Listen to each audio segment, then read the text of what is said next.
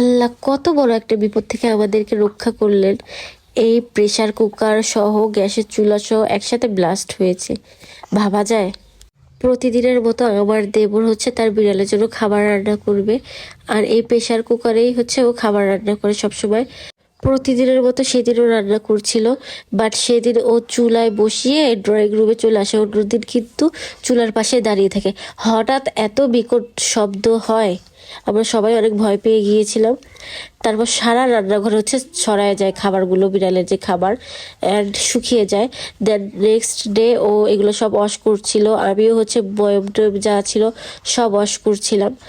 আর যেহেতু চুলাটা পুরোটাই ভেঙে গেছে, ওটা আর ইউজ করার মতো না, আর আমাদের চুলার বয়সও কিন্তু অনেকদিন হয়েছিল।